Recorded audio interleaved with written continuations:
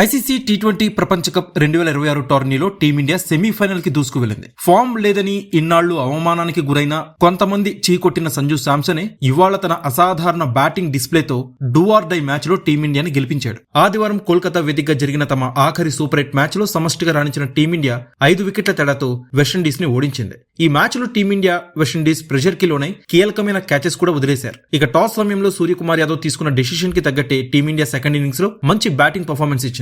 Power ప్లేలో 2 wickets కోల్పోయినా సరే వెస్టిండీస్ కంటే ఎక్కువ స్కోరే చేసింది. అలానే 12th ఓవర్లో వెస్టిండీస్ అలానే టీమిండియా ఇద్దరి స్కోర్స్ ఒకటే. 2 వికెట్లు నష్టపోయి 103 పరుగులు చేసి రెండు టీమ్స్ కూడా సమంగా ఉన్నాయి. మంచి నెక్ టు నెక్ ఫైట్ అయితే ఈ మ్యాచ్ లో జరిగింది. టీమిండియా బ్యాటింగ్ లో సంజు శాంసన్, సూర్యకుమార్ యాదవ్, తిలక్ వర్మ రెస్పాన్సిబుల్ ఇన్నింగ్స్ ఆడి టీమిండియాని సెమీస్ కి చేర్చారు. ప్రతి ఒక్కరు కూడా సంజు శాంసనే ఈ మ్యాచ్ లో మ్యాచ్ విన్నర్ అని అనుకుంటున్నారు. కానీ సంజు శాంసన్ తో పాటు ఇంకో ఇద్దరు కూడా ఈ మ్యాచ్ విజయంలో కీలక భాగస్వాములు. వాళ్లే హర్షదీప్ సింగ్, జస్ప్రీత్ బుమ్రా. ఫస్ట్ ఇన్నింగ్స్ లో 19th and 20th ఓవర్ చాలా క్రూషియల్. వెస్టిండీస్ బ్యాట్స్మెన్ మంచి మొమెంటం లో ఉన్నారు. Harshdeep Singh 19th over deliver చేశాడు. కేవలం 6 పరుగులు మాత్రమే ఇచ్చాడు. దానికి ముందు హర్షదీప్ సింగ్ వేసిన ఓవర్లో 24 పరుగులు ఇచ్చాడు. కానీ వెంటనే ఎక్కడా ప్రెషర్ కి లోనవ్వకుండా వెస్టిండీస్ బ్యాట్స్మెన్ ని కట్టడి చేశాడు. ఒకవేళ ఆ ఓవర్లో కూడా హర్షదీప్ సింగ్ ఎక్కువ పరుగులు ఇచ్చి ఉంటే ఖచ్చితంగా విండీస్ 200 స్కోర్ మార్క్ దాటేది. అలానే లాస్ట్ ఓవర్ వేసిన బుమ్రా కూడా 14 పరుగులు ఇచ్చినప్పటికీ ఆ టైంలో ఆ ఓవర్ కి అవి తక్కువ పరుగులే. సో సంజుకి ఎంత క్రెడిట్ అయితే దక్కుతుందో వీళ్ళిద్దరికి కూడా అంతే క్రెడిట్ ఇవ్వాలి. విండీస్ కనుక 200 స్కోర్ పైన చేసి ఉంటే ఖచ్చితంగా టీమిండియా బ్యాటింగ్ పై ప్రెషర్ పెరిగేది. ఇక ఈ మ్యాచ్ లో ముందుగా బ్యాటింగ్ చేసిన వెస్టిండీస్ నిర్ణీత 20 ఓవర్స్ లో 4 వికెట్లకి 195 పరుగులు చేసింది. రోస్టన్ చేస్, జేసన్ హోల్డర్ టాప్ స్కోరర్స్ గా నిలిచారు. భారత బౌలర్స్ లో జస్ప్రీత్ బుమ్రా 2 వికెట్లు తీగా హార్దిక్ పాండ్యా, వరుణ్ చక్రవర్తి తలకు వికెట్ తీశారు. అనంతరం టీమిండియా 19.2 ఓవర్స్ లో 5 వికెట్లకి 199 పరుగులు చేసి గెలుపొందింది. సంజు శాంసన్ ఒక్కడే అజేయ హాఫ్ సెంచరీతో రాణించగా తిలక్ వర్మ కీలక ఇన్నింగ్స్ ఆడాడు. వెస్టిండీస్ బౌలర్స్ లో జసన్ హోల్డర్, షమర్ జోసెఫ్ 2 వికెట్లు తీగా అఖిల్ హుస్సేన్ 1 వికెట్ తీశాడు. 195 పరుగుల భారీ లక్ష్య ఛేదనలో టీమిండియాకి మరోసారి ఆశించిన ఆరంభం దక్కలేదు. ఓపెనర్ అభిషేక్ శర్మ మరోసారి నిరాశపరిచాడు. క్రీజులోకి వచ్చిన ఇషాన్ కిషన్ 2 బౌండరీస్ బాది దూకుడు కనబర్చినా అంతే వేగంగా పెవిలియన్ చేరాడు.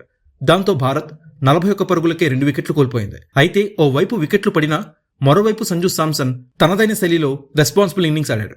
దాంతో పవర్ ప్లేలో భారత్ 2 వికెట్లకి 53 పరుగులు చేసింది. ఓవైపు కెప్టెన్ సూర్యకుమార్ యాదవ్ ఆచితూచి ఆడిన సంజు భారీ షాట్స్ తో స్కోర్ బోర్డ్ ని పరిగెత్తించాడు. ఈ క్రమంలో 26 బంతుల్లో 6 ఫోర్లు, 3 సిక్సర్ల సహాయంతో సంజు హాఫ్ సెంచరీ పూర్తి చేసుకున్నాడు. సూర్యకుమార్ యాదవ్ కూడా తన ట్రేడ్ మార్క్ ర్యాంప్ షాట్ తో సిక్సర్ తరలించి జోరు కనపరిచాడు. 58 పరుగుల భాగస్వామ్యంతో క్రీజ్లో సెట్ అయిన ఈ జోడీని జోసెఫ్ విడిదీశాడు. సూర్యాని క్యాచ్అవుట్ గా పెవిలియన్ చేర్చాడు. ఆ తర్వాత తిలక్ వర్మ కూడా రిథం అందుకొని వేగంగా పరుగులు రాబట్టాడు. 42 పరుగుల భాగస్వామ్యంతో క్రీజ్లో సెట్ అయిన ఈ జోడీని జసన్ హోల్డర్ ప్లాన్ చేసి విడదీశాడు. మిడ్ ఆఫ్ ఫీల్డర్ ని పెట్టి తిలక్ వర్మకి ఉచ్చు బిగించాడు. హోల్డర్ వేసిన ఫుల్ డెలివరీని వెనక్కి జరిగి మిడ్ ఆఫ్ ఫీల్డర్ మీద నుంచి కొట్టేందుకు తిలక్ వర్మ ప్రయత్నించాడు. కానీ గాల్లోకి జంప్ చేసిన హిట్మేర్ అద్భుతంగా అందుకున్నాడు. క్రీజ్లోకి హార్దిక్ పాండ్యా రాగా సంజు బౌండరీ బాది మ్యాచ్ మొమెంటం దెబ్బతినకుండా జాగ్రత్త పడ్డాడు. రొమారియో షెపర్డ్ వేసిన 17వ ఓవర్లో హార్దిక్ పాండ్యా ఇచ్చిన సునాయాస క్యాచ్ ని ఎక్స్ట్రా కవర్ లో హోల్డర్ నేలపాలు చేశాడు.